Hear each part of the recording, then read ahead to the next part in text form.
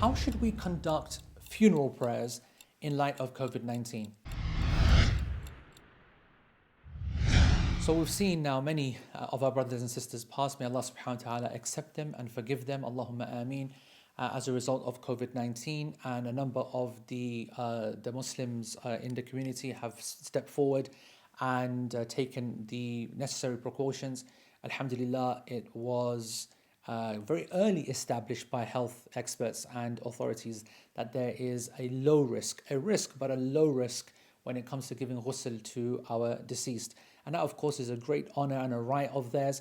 And with the correct precautions, more training than actual necessary personal protective equipment, it's been able, their rights have been able to be fulfilled in the various countries around the world. And that should continue, of course, if the numbers return and our deceased start to come through our doors as COVID-19 victims. Now, in terms of the actual ghusl itself, then you'll see the different fatawa bodies or fatwa bodies in the different countries have already set out their protocols, standard operating procedures, detailing the procedure itself. And as I said, from my scientific background and from my own professional basis, as well as my Islamic training, it is something which is safe to give the full ghusl as per normal. And for those people who don't have that training, don't have that confidence, don't have the protective equipment, and they're not able to offer the full ghusl itself, then it is permissible to gently just pour water over the body itself. And if that's not even possible because of some kind of fear, then tayammum. But tayammum itself, not only do scholars differ over it as a next stage, but even if a person is going to give tayammum, then as someone who has done this ghusl, you're in more physical contact theoretically than the pouring of the water.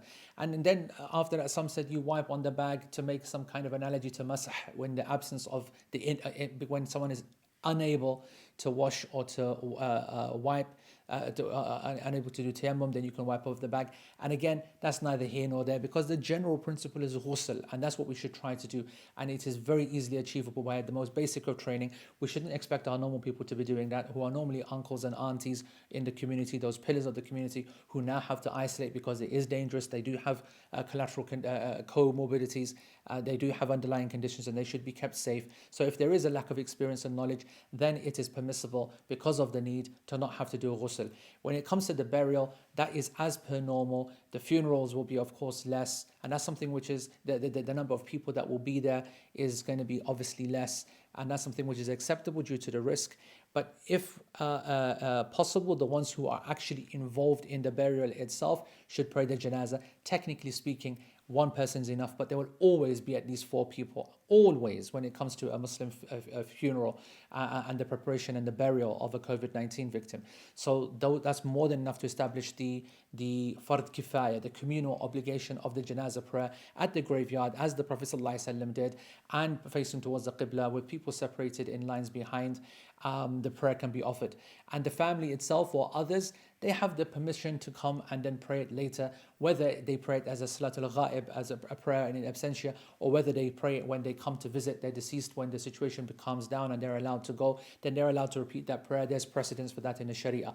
I want to say that this matter is flexible, not just because of the need, but already in our Sharia we have a level of flexibility with respect to the prayer and how it's prayed and the fiqh behind it. So again, it's best to consult your local fatwa bodies, because everybody in every different city has a protocol that is well supported. MashaAllah, the Muslim response to this crisis has been exemplary. The scholars have really stepped up, and the masses have supported them. And I'm very grateful, because not being there at the last moments, not being there at the burial, and not being there at the ghusl, that's an emotional flashpoint. And for the most part, that's been avoided by the sabr and the intelligence of the Muslims, and the educating of themselves that this is something that needs to be bared with patience and knowledge. Wallahu ta'ala a'lam. Subscribe to this channel, share this video, and click on the bell icon so that you can be notified with every new video at FaithIQ. Jazakumullahu khairan. Wassalamu alaikum wa rahmatullahi wa barakatuh.